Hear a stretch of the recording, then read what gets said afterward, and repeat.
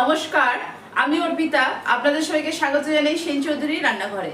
আজ আমি আপনাদের সঙ্গে শেয়ার করব বেবিকর্নের একটি রেসিপি। খুবই সহজভাবে বানানো যায়, খুবই টেস্টি একটি রেসিপি। চলুন রান্নাটা সরাসরি শুরু করা যায়। দেখুন, বেবিকর্নগুলোকে আমি মাঝখান থেকে কেটে নিয়েছি, লম্বা লম্বা ছিল বলে। মাঝখান থেকে কেটে নেওয়ার পর যেগুলো একটু তারই মধ্যে মোটা, সেগুলোকে আবার মাঝখান থেকে এইভাবে চিড়ে নিয়েছি। আর যেগুলো আপনার সরু ছিল সেগুলো মাঝখান থেকে জাস্ট দুভাগ করে নিয়েছি। আর আমি কিছু করিনি, দেখতে পাচ্ছেন বেশিরভাগটা এরকমই আমি রেখে দিয়েছি সরু সরু করে। আপনারা গোটাও রাখতে পারেন, যেগুলো এরকম সাইজ সেগুলো গোটাও রেখেছি আমি। ভাজতে যেগুলো একটু লম্বা, ভাজতে অসুবিধায় বলে আমি এইভাবে কেটে নিয়েছি। দেখুন, বেবিকর্নটা বানানোর জন্য আমি একটা জায়গায় প্রথমে জল দিয়ে দেবো। প্রথমে আমি একটা জায়গায় অল্প একটু জল দিয়ে দিলাম। জলের মধ্যে দিয়ে দেবো আমি নুন দিয়ে দেবো। নুন দিয়ে আমি জলটাকে প্রথমে ফুটিয়ে নেব। দেখুন, জলটা আমার ফুটে উঠেছে, খুব বেশি টকবক করে ফুটছে না, কিন্তু ফুটে উঠেছে। এবার আমি এর মধ্যে দিয়ে দেবো আমি যে বেবিকর্নগুলো রেখেছিলাম সেই বেবিকর্নগুলো। দেখুন, বেবিকর্নগুলো দিয়ে আমি বেবিকর্নগুলো একটুখানি জলের মধ্যে ফুটিয়ে নেব, যাতে নুনটা ভালো একটু ঢুকে যায় খুব ভালো করে। দেখুন, বেবিকর্নটা আমি জলে খুব ভালো করে ফুটিয়ে নিলাম। প্রায় 5 মিনিট মতো জলে আমার ফুটলো বেবিকর্নটা। এবার আমি এটাকে অফ করে দেবো। অফ করে দিয়ে জলটা আমি ছেঁকে নিই, তারপরে একটু ঠান্ডা হয়ে যাক, তারপর আবার আপনাদের সঙ্গে আমার কথা হচ্ছে। দেখুন, বেবিকর্নটা আমি কিন্তু জল ঝরিয়ে ঠান্ডা করে নিয়ে চলে এসেছি। এবার এটা এর মধ্যে আমি দিয়ে দিলাম। এবার আমি এর মধ্যে দিয়ে দেবো পরিমাণ মতো কর্নফ্লাওয়ার। কর্নফ্লাওয়ার যেহেতু দিয়েছি সেহেতু অল্প পরিমাণ নুন। এখানে আমি 2 চামচ মতো কর্নফ্লাওয়ার দিলাম। কর্নফ্লাওয়ার দিয়ে হাতে করে ভালো করে বেবিকর্নগুলো আমি মাখিয়ে নেব। খেয়াল রাখবেন যেন প্রত্যেকটা বেবিকর্নের মধ্যে কর্নফ্লাওয়ারটা লাগে।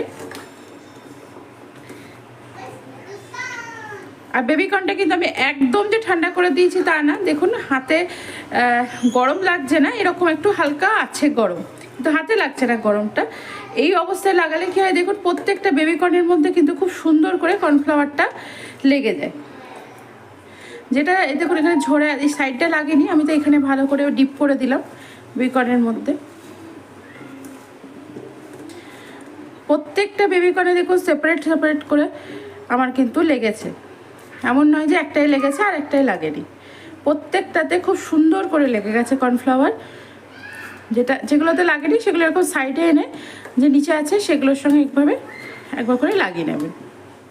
দেখুন, তেলটা গরম হয়ে গেছে। একটা ফেলে দেখি ভালো করে গরম হয়েছে কিনা। হ্যাঁ, গরম হয়ে গেছে। এবার একটা একটা করে বেবিকর্ন তেলের মধ্যে দিয়ে দেবো।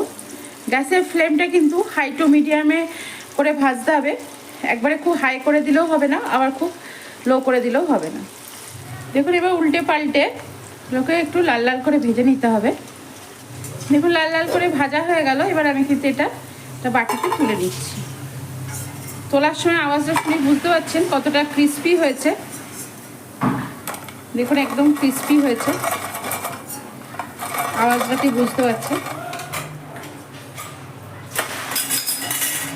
ওই তেলে আবারও আমি ভেজে নেব। দেখুন, আমি এই একইভাবে এগুলোও ভেজে নেব। সমস্তটা ভেজে নিই, তারপর আবার আপনাদের সঙ্গে আমার কথা হচ্ছে। দেখুন, আমার সমস্ত বেবিকর্ন ক্রিস্পি করে একদম ভাজা হয়ে গেছে। এবার আমি কড়াইটার মধ্যে, দেখুন কড়াইটা ধোঁয়া উঠছে, ধোঁয়া উঠতে হবে কিন্তু কড়াইটা, নাহলে কিন্তু ভালো লাগবে না। এবার একটা সস বানিয়ে নেবো। প্রথমে আমি দিয়ে দেবো আদা। একদম হাই ফ্লেমে করবেন, তেল যেন একদমই থাকবে না। দেখছেন একদমই তেল নেই বললেই চলে। এর মধ্যে এবার দিয়ে দেবো আমি রসুন কুচি। দেখুন, আদা কুচি আর রসুন কুচিটা হালকা ফ্রাই করে নিয়ে আমি এখানে দিয়ে দিচ্ছি পেঁয়াজ। একদম ঝিরিঝিরি করে কুচিয়ে নিয়েছি। এখানে আমার মিডিয়াম সাইজের একটা পেঁয়াজ আছে। আদা আছে আপনার অল্প একটু আদা আছে, আর রসুন আছে প্রায় 8-10টা মতো, যেটা আমি ঝিরিঝিরি করে কুচিয়ে নিয়েছি। দেখছে ধোঁয়া উঠছে, একটা খুব সুন্দর স্মোকি ফ্লেভার আসবে এতে। যেহেতু এটা লোহার কড়াই আর তেল দেখছেন নেই একদমই। দেখুন, পেঁয়াজটাও কিন্তু হালকা করে ভেজে নিলাম। দিয়ে দেবো আমি এখানে সোয়া সস, আর দেবো আমি টমেটো সস। দেখুন, টমেটো সসের বাটিটা ধুয়ে একটু সস লেগেছিলো, অল্প জল দিয়ে দিলাম। নেড়ে নেবো এটাকে। অল্প পরিমাণ নুন দেবো, কারণ সোয়া সস যেহেতু দিয়েছি অল্প পরিমাণ নুন দিলাম। দেখুন সসটা আমার রেডি হয়ে গেছে। একদম হাই ফ্লেমে করবেন, কিন্তু ফ্লেম কিন্তু এক ফোঁটা কমালে হবে না। এবার আমি এর মধ্যে দিয়ে দেবো ভেজে রাখা বেবিকর্নগুলো। জাস্ট সসের মধ্যে এইভাবে ভালো করে নেড়ে নিতে হবে। এবার আমি এর মধ্যে দিয়ে দিচ্ছি 1 চামচ তিল, সাদা তিল। এটা কোনো রোস্টেড নেই, জাস্ট সাদা তিল। তিলটা দিয়েও হালকা করে নেড়ে নিচ্ছি। আর এটা কিন্তু গরম গরম সার্ভ করতে হবে, এটা রেখে খেলে হবে না। যখন খাবেন তখনই বানিয়ে এটা খেতে হবে, নাহলে কিন্তু এটা ভালো লাগবে না, ক্রিস্পিনেসটা অনেক কমে যাবে। দেখুন রেডি হয়ে গেল। গ্যাসের ফ্লেমটা কিন্তু আমি অফ করে দিলাম। দেখুন এবার পরিবেশন করে দিন, একদম সাথে সাথে প্লেটে তুলে নিতে হবে। দেখুন ঝটপট রেডি হয়ে গেল আমার বেবিকর্নের একটা চটপটা রেসিপি, যেটা খুব সুন্দর লাগে, বাচ্চা থেকে বড় সকলেরই অতি প্রিয়। আজ আমি আপনাদের সঙ্গে শেয়ার করলাম বেবিকর্নের একটা খুব সুন্দর রেসিপি। চটপটা হয়, ছোট থেকে বড় সকলেরই অতি প্রিয়।